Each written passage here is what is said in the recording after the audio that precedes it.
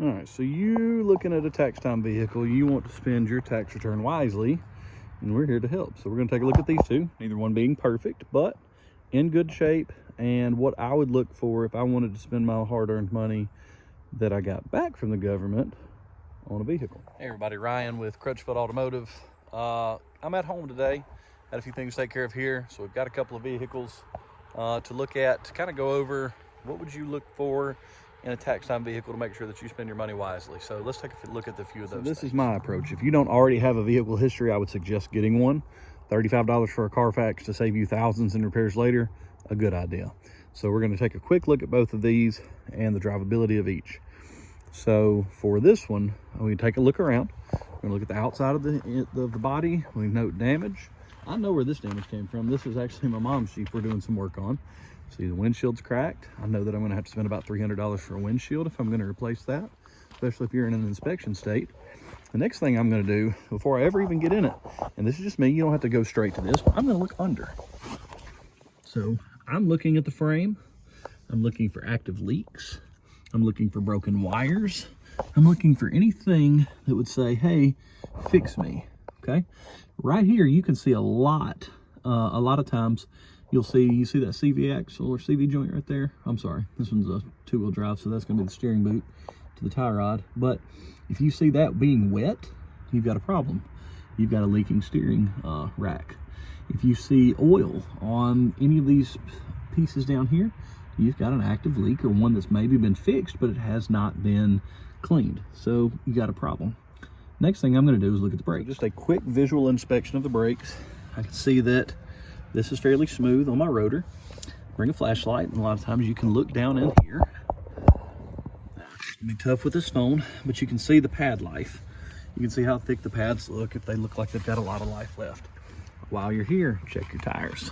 If you don't have a tire gauge like we keep, at least, you know, you can do the old trick with a penny, stick it upside down. If you can see Abe Lincoln's head, you've got low tread left. If you can't see his head, if the tread's high enough, or at least just, you know, the top of his head, then you're good there. Another quick thing you can do to check the suspension before you ever drive, push down on the corners. If it's got excessive bounce, you know that you need shocks most likely. Next, we're gonna move to the inside. Again, quick visual inspection. How does it look? Has this thing been cared for at least decently? Seats, not ripped to pieces. Trims, not broken. Everything looks decent. It doesn't have to be super clean. This is a tax car, right? So you're not looking for perfection, but you want to know somebody took decent care of this vehicle. Now, before I drive it, before I crank it, now that I've taken a quick look at the inside, I'm satisfied with it. I'm going to go under the hood. So let's go there. All right, coming for the visual inspection. This one, pretty easy to see everything. A lot of cars are going to have a lot of plastic covers to cover everything up. It's going to make it a little tougher for you. On a 3.6, you can remove this. This is a point of contention on a 3.6 engine. This is your oil filter housing. Below it is your oil cooler. And there will be, bring you a flashlight, look down below this and see if there's a bunch of oil or coolant sitting down there. That is a big, big problem on a 3.6 engine from Chrysler or Dodge. They all have the same engine with the Jeeps. So be careful with that. That's a fairly pricey repair. You'll be looking at somewhere around the $1,000 mark for that oil cooler unless you can do it yourself. All right, so quick visual inspection. I know this is simple. This is something that wouldn't really matter.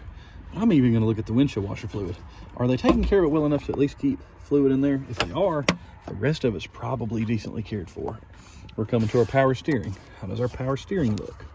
Is it, it's hard to see on my finger, but is it super dark? That's not super dark. It looks it because it's full down through there, but if you let it drip down the side, you see it's nice.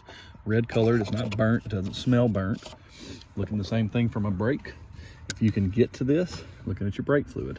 Same thing, you can dip your finger in it. You can check it with a paper towel, just something to at least let you know that the brake fluid is not low, not overly burnt, anything like that. All right, coolant. Here's a big one. Don't check this while it's hot. Make sure the vehicle's cool. But if you can get to a radiator cap, you want to pull it, you want to look. Does that fluid have little gold flakes in it? You can feel it, it's kind of slimy, you can smell it. It's gonna smell like coolant, hopefully. What you don't want to see in that, or in your coolant overflow jug, degas jug, whatever you want to call it, you don't want to see an oil film. You want to see red, green, yellow, pink, blue, whatever color coolant that vehicle takes. You want it to look that without an oil film. If you've got an oil film, you've probably got a blown oil cooler or even a possible blown head gasket. So be careful with those. So I'm also going to check my oil. Most vehicles now do not have a transmission dipstick anymore. You're going to have an oil dipstick. So bring you a paper towel. Can you see that? It's hard to see. But that one, sorry if it'll focus for us. That one is right where it needs to be, dead within the little hash marks there. Another thing I'm going to do is this. I'm smelling your dipstick. Smell your dipstick. Sounds dumb to somebody who's never been around cars. You don't have to smell the dipstick. You can wipe it on your fingers. Smell that oil. It smells gassy. If it smells super gassy or has a milky consistency, you know that you've got problems with combustion getting into the oil where it shouldn't be. So gas, might have an intake gasket or some other leak going on. This is not overly gassy smell. And I know that we've done a lot of work on this one here recently, so all of that should be good. Look at the color and the consistency of that oil. Is it super black? If it is, somebody hasn't been doing regular oil changes, or it's at least due for one. So make sure that it's got a fresh oil change. Next thing I'm going to look at, if I can get to them, is the belts. This side, hard to see, but the ribs on these belts, that's where you'll see cracking. I'm going to look at those ribs, see how they look. I'm looking across this front area. Do I see any oil leaks at my crankshaft? Do I see any oil leaks coming out of my valve covers? Look and see as much as you possibly can. This is a clean engine. There's absolutely zero wrong with this engine, even though it's got 250,000 miles. Now, what might scare you is once we start driving this one, I want you to see. So I'm hoping this one does what it was doing. Let's see if it'll do it. It didn't do it. It did a little bit. Did you hear it drag that? And finally it took off. That's a dragging battery. I know for sure that this battery is weak. I already know this. Okay. Now let's look at our dash. What do we got? We've got oil change required. It's actually not. She just never does a reset on it for whatever reason. The fuel low, no big deal. What is this? Check engine light. What's it for? I already know that it's an evap system. So that has to do with your fuel, charcoal canister. Those of you that just love to pack a fuel tank slapped to the top, that's going to cause you a check engine light and cost you about $1,000 later down the road. So I know this one needs that. Is it going to cause it to run bad? Most likely not. Can it? Eventually, yes. But I know that that's the codes that are in this one, along with a code for thermostat rationality. This one does not get to temperature like it should, not all the way. We're gonna go down the highway and I'm gonna show you. So get in it, get your seatbelt on, take it for a test drive.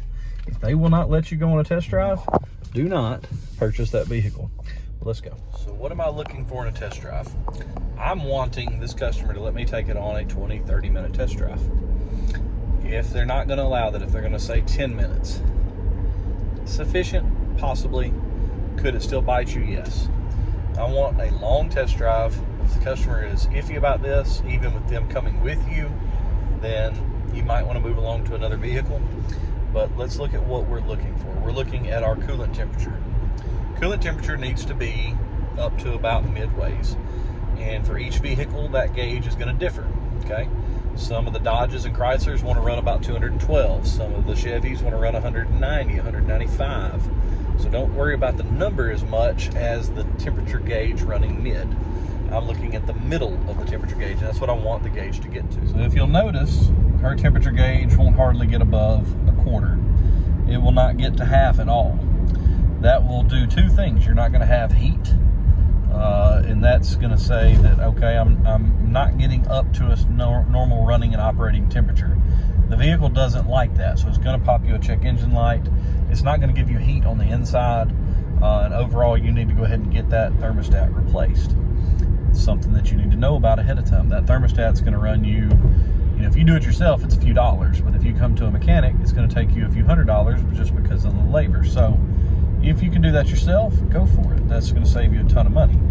But a lot of times people are not willing to try to do that, especially on the Chryslers. A lot of these are kind of hard to get all the air out of the system. So just be careful. Just make sure that you get all the air out of the system so that you don't end up getting an air pocket and running hot or anything like that. So I'm going to just watch my temperature. I'm going to check my brakes. I'm going to hit them fairly hard, okay? Do I feel a pulsation? Does the whole vehicle shake? If it does, the whole vehicle pulses as you're going down the highway putting the brakes on, okay? You've either got warped rotors or you've got an issue within the braking system. You've possibly got ball joint issues, but you know you've got some sort of an issue that's going to cost money. So the question comes, how much money, and is this cash car or this tax time car worth putting your money in? I'm also feeling my shifts as I'm moving forward and as I accelerate. Are my shifts smooth? Am I feeling a hard jerk at times? Is it slamming into gear as I come back down? So I'm going to let it idle. I'm going to come back down on my speed as well. I'm going to idle back down slowly on the brakes, or even just let it come down. See if it ever shifts hard. If it does, since you have a sealed transmission, that's about the only way you're going to be able to check one, unless you've got actual code showing for shift solenoids or anything like that. The only way you're going to be able to check it is to drive it, and you're going to feel if it's hard shifting. Do not let that person tell you, oh, that's just normal. A hard shift is not normal in any transmission. None that I'm going to purchase anyway. So hard shifts, even you might find them on a tuned up, a diesel that's tuned high. You might get a hard shift that is quote unquote normal. But for me, that's a no. I'm not going to want to buy that as much with a hard shift, because I know that I'm possibly looking at a transmission at some point. So that's something I don't want to deal with, especially if I'm spending money that I just got on a vehicle that I'm hoping is going to be a good vehicle. So you've checked the engine, the coolant system, you've checked the oil, you've checked the transmission, you've checked your tires, your brakes, you've looked under it, you've looked for oil leaks. If all of that checks out, buy the vehicle. If you like it and it's at a good price, you're going to check Kelley Blue Book. I don't like Kelley Blue Book, but a lot of people use it. You're going to check J.D. Power or NADA, whichever one you want to call it, and you're going to check and just see if those prices fit. All you're doing is looking through this vehicle and making sure that you make a thorough decision, that you don't spend your money on something that's going to be a problem. All right, ran out of time, got a little dark. I wanted to finish the video on good lighting and to finish up a couple things that I hadn't mentioned yet.